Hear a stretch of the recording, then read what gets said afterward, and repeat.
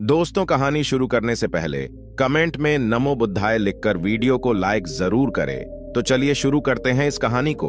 भीड़ भाड़ से अलग होकर जब भी कोई इंसान अपने साथ अकेले में समय बिताता है, तभी उसके दिमाग में नाना प्रकार की चिंताएं जन्म लेने लगती है। मनुष्य की प्रवृत्ति ही ऐसी है कि वो ज्यादातर समय नकारात्मक ही सोचता है। अपने लक्ष्य को कैसे प्राप्त किया जाए, ये सोचने की जगह है। वो ये सोचता है कि अगर लक्ष्य पूरा नहीं हुआ तो मैं क्या करूंगा, और इस प्रकार की नकारात्मक विचारधारा के कारण जीवन परांत डर डर कर जीता रहता है। अगर पूरी बुद्धिमानी और सजगता के साथ इस डर को समझाना जाए तो यही डर इंसान के पतन का कारण बनता है। ऐसा मनुष्य जो खुद पर संजय करता है, खुद पर संदेह करता है, भला वो कैसे सफल हो सकता है। लेकिन बुद्धिमानी से अगर इस डर का उपयोग किया जाए तो यही डर उसकी सबसे बड़ी ताकत बन सकता है। काश केवल एक बार उसने खुद पर विश्वास किया होता तो उसे मालूम होता है कि उसके डर में ही उसकी ताकत का रहस्य छुपा हुआ है। यह कहकर सन्यासी चुप हो गया और चुपचाप अपने कदमों पर ध्यान लगाते हुए जंगली घास पे से आगे बढ़ने लगा। संध्या का समय था। सन्यासी और एक लकड़हारा जंगल में से होकर गांव की तरफ निकल रहे थे। सन्यासी के ये शब्द लकड़हारे को कुछ समझ में नहीं आए। वो सोच रहा था कि डर में ताकत कैसे हो सकती है। डर तो आदमी को कमजोर बनाता है। अपने मन की उत्सुकता को जब वह काबू नहीं कर सका तो उसने सन्यासी से पूछा कि महात्मा ना, आप ये क्या कह रहे हैं कि डर में ताकत होती है? डर तो आदमी को कमजोर बनाता है, उसे तो अपना डर दूर करना चाहिए। करारा अपनी बात पूरी कर पाता उससे पहले ही उसे एक शेर की दहाड़ सुनाई दी। शेर की गर्जन सुनकर लकड़हारे का रोम रोम कांप गया। उसके कान खड़े हो गए। जंगल से आती एक एक आहट उसे साफ सुनाई दे रही थी। उसके कदम वहीं पर जम गए थे। वो भी नहीं पा रहा था। उसे पता था कि थोड़ी सी हरकत उसकी जान जोखिम में डाल सकती है। उसका दिल तो तेजी के साथ धड़क रहा था, लेकिन फिर भी वो अपनी सांसों पर काबू पाने का प्रयास कर रहा था। कुछ देर बाद जब खतरा टल गया तब सन्यासी ने कहना शुरू किया। सन्यासी ने कहा कि अभी जब तुम डरे हुए थे तो तुम्हारे शरीर का रोम रोम जाग गया था। जंगल से आ रही छोटी से छोटी आहट पर भी तुम्हारा ध्यान लगा हुआ था। तो इस प्रकार अपने मन के डर के कारण तुम होश में आ पाए, तुम पूरा ध्यान लगा पाए। इससे पहले जब तक तुम्हें शेर की दहाड़ सुनाई नहीं दी थी तब तक तुम अपने विचारों में खोए हुए थे। लेकिन जैसे ही तुम्हें शेर की दहाड़ सुनाई दी वैसे ही तुम्हारे सारे विचार गायब होकर हम वर्तमान में उपस्थित हो गए थे। यदि तुम्हें अभी शेर से बचकर भागना होता या फिर उससे लड़ना होता तो तुम्हें अपने शरीर की वो क्षमता देखने को मिलती जो आज तक जीवन में तुमने खुद भी महसूस नहीं की होगी। जब कोई कुत्ता तुम्हारे पीछे दौड़ता है उस समय तुम्हारी जो रफ्तार होती है वो तुम्हारी आम जिंदगी से कहीं ज्यादा होती है। साधारण जीवन में तुम इतने तेज नहीं दौड़ पाओगे जितना कि एक कुत्ते के सामने दौड़ पाओगे। ये ताकत या कहें कि हमारे शरीर की क्षमता अभी देखने को मिलती है। जब हमारा मन डर में होता है, किसी डरावनी परिस्थिति में हमारा मस्तिष्क और हमारा शरीर अपने उच्चतम श्रेणी में काम करता है। जो काम तुम आम जिंदगी में नहीं कर पाते वो तुम्हें डरा कर कराया जा सकता है। जहां पर भी तुम्हें डर का एहसास होता है वहीं पर तुम्हारी इंद्रियां पूर्ण रूप से सक्रिय हो जाती हैं। तुम्हारे कानों की सुनने की क्षमता तेज हो जाती है, दृष्टि एकटक हो जाती है, पूरी सजग हो जाती है, सक्रियता बढ़ जाती है। और जैसे जैसे वो डर खत्म होता है वैसे वैसे तुम सुप्त अवस्था में चले जाते हो। तुम सो जाते हो और तुम्हारे इंद्रिय फिर से आराम की स्थिति में चली जाती है। सन्यासी ने लकड़हारे से कहना जारी रखा कि परीक्षा से एक दिन पहले जो याद करने की तुम्हारी गति होती है वो साधारण याद करने की क्षमता से कहीं तेज होती है। सिर्फ एक बार याद किया हुआ तुम्हें परीक्षा के समय याद रह जाता है और तुम जानते हो कि ये सब परीक्षा के डर से ही होता है। इसीलिए डर को दूर करने की जगह इंसान को यह सोचना चाहिए कि वो अपने डर को ताकत कैसे बना सकता है। जिस प्रकार सुख और दुख, प्रकाश और अंधेरा एक ही सिक्के के दो पहलू होते हैं, उसी प्रकार डर और ताकत भी एक ही सिक्के के दो पहलू होते हैं। जिस प्रकार रोशनी के बिना अंधेरा पूर्ण नहीं होता, सुख के बिना दुख पूर्ण नहीं होता, उसी प्रकार डर के बिना ताकत का भी कोई महत्व नहीं है। लकड़हारा सन्यासी के ज्ञान से बहुत प्रभावित हुआ। उनके चरणों में नतमस्तक हो गया और उनसे पूछा कि महात्मा, अंधेरे को तो दिया जलाकर रोशनी से भरा जा सकता है, लेकिन अपने डर को ताकत में कैसे बदले? इसके लिए कोई उपाय बताएं। इस पर सन्यासी ने कहा कि डर दो प्रकार के होते हैं। सबसे पहला मानसिक डर और दूसरा शारीरिक डर। सन्यासी ने लकड़हारे को समझाते हुए कहना शुरू किया कि मान लो तुम्हें जंगल से होकर गुजरना है और अचानक तुम पाते हो कि तुम्हारे मन में शेर का ख्याल आ गया। अभी तक प्रत्यक्ष रूप में शेर तुम्हारे सामने नहीं आया है ना, उसकी दाढ़ सुनाई दिए, मतलब दूर दूर तक कोई अंदेशा नहीं है कि जंगल में शेर मौजूद है, लेकिन शेर का ख्याल आने से तुम्हारे मन में एक डर पनप गया। अब तुम्हारा उठने वाला एक एक कदम उसी डर से अभिभूत होगा। हर समय तुम्हारे मन में यही ख्याल चलेगा कि कहीं शेर ना जाए। ये शेर वर्तमान में तुम्हारे सामने नहीं है, यह तुम्हारी बहुविषयक की कल्पना है। इसी प्रकार जो मनुष्य अतीत और भविष्य की चिंताओं में डूबा रहता है वो मानसिक डर का शिकार होता चला जाता है। इसी विडंबना के कारण वो अपने जीवन में जीतने भी निर्णय लेता है। वो सारे मानसिक डर से ग्रसित होते हैं। इसीलिए ज्यादातर मनुष्य पूर्ण रूप से अपने निर्णय पर भरोसा नहीं कर पाते हैं और यही निर्णय या फिर फैसले जो आधे मन से लिए जाते हैं मनुष्य के कार्य को पूरा नहीं होने देते। लेकिन यह भी सत्य है कि मानसिक डर के कारण ही इंसान अपनी तैयारी पूरी करता है। अगर तुम्हारे मन में शेर का ख्याल नहीं आएगा तो तुम शेर से सुरक्षा के लिए कोई भी कदम नहीं उठाओगे, लेकिन अगर तुम्हें शेर का ख्याल आ गया तो तुम उससे सुरक्षा के लिए कोई ना कोई तरीका जरूर अपनाओगे। तो इसीलिए मानसिक डर बेकार नहीं होता, वो आपकी सुरक्षा को और ज्यादा मजबूत भी करता है। लेकिन समस्या तब शुरू होती है जब आप चाहकर भी कुछ नहीं कर सकते, लेकिन उसके बावजूद आप मानसिक डर झेल रहे होते हो। उदाहरण के लिए कुछ मनुष्य हमेशा ये सोचते रहते हैं कि उन्हें कोई बीमारी ना हो जाए, कहीं उनके साथ कोई दुर्घटना घट जाए, कहीं उनके साथ कोई धोखा ना कर दे।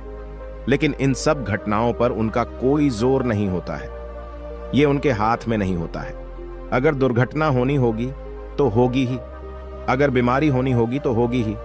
अच्छा खान पान और अच्छी दिनचर्या का पालन करने के बाद भी अगर कोई मनुष्य बीमार हो जाता है तो ये उसके नियंत्रण के परे की बात है।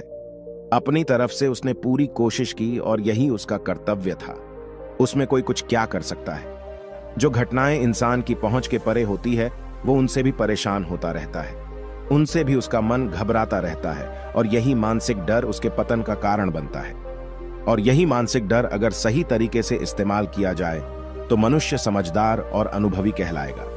जो इंसान ये सोचता है कि कांटे सिर्फ दर्द देने के लिए ही बने हैं, वो ये भूल जाता है कि कांटे ही फूलों की रक्षा करते हैं।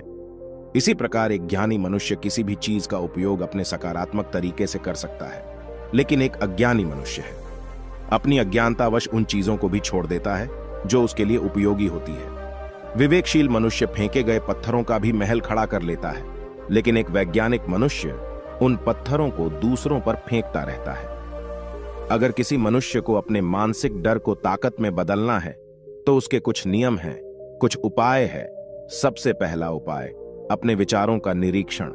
अगर हम अपने जीवन में अपने विचारों का निरीक्षण करेंगे तो हम पाएंगे कि ज्यादातर विचार हमारे काल्पनिक होते हैं और इसीलिए जो डर उन विचारों के कारण पनपता है वो भी काल्पनिक होता है। ज्यादा सोचने वाले लोगों को जब सोचने के लिए कुछ नहीं मिलता तो वो निरर्थक बातों के बारे में सोचने लगते हैं और वो बेकार के विचार उसे तो परेशान करते ही हैं, साथ के साथ उसके परिजनों को, उसके सगे संबंधियों को भी परेशान करते हैं। इसीलिए ज्यादा सोचने वाले लोगों को यह समझना चाहिए कि मन में उठ रहे तमाम विचारों में से काम के विचार कौन से हैं और बेकार के विचार कौन से हैं।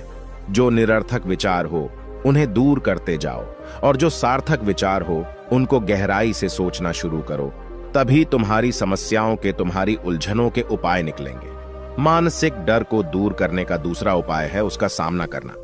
इसका मतलब यह नहीं है कि तुम शेर के सामने जाकर खड़े हो जाओ, बल्कि इसका मतलब यह है कि पूर्ण सुरक्षा के साथ तुम जंगल में जा रहे हो। यदि जंगल में जाना बहुत आवश्यक है तो तुम शेर के डर से अपने घर पर नहीं बैठ सकते हो।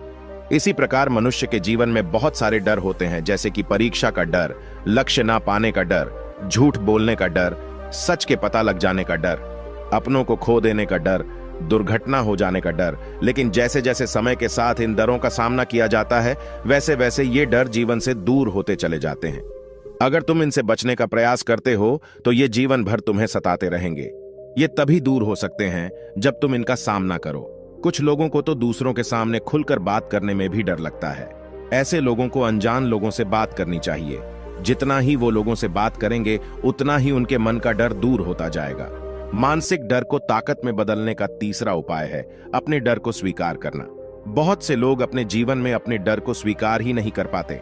अगर आप उनसे पूछेंगे कि उन्हें किस चीज से डर लगता है तो वह साफ इनकार कर देंगे कि उन्हें किसी चीज से कोई डर नहीं लगता। लेकिन दूसरों की नजरों में ऊंचा उठने के लिए ये झूठ उन्हें बहुत महंगा पड़ता है। अगर वो अपने डर को स्वीकार करना नहीं सीखेंगे तो वो जीवन पर्यंत उस डर से मुक्त नहीं हो पाएंगे। इसीलिए समझदारी इसी में है कि अपने डर को स्वीकार कर लिया जाए।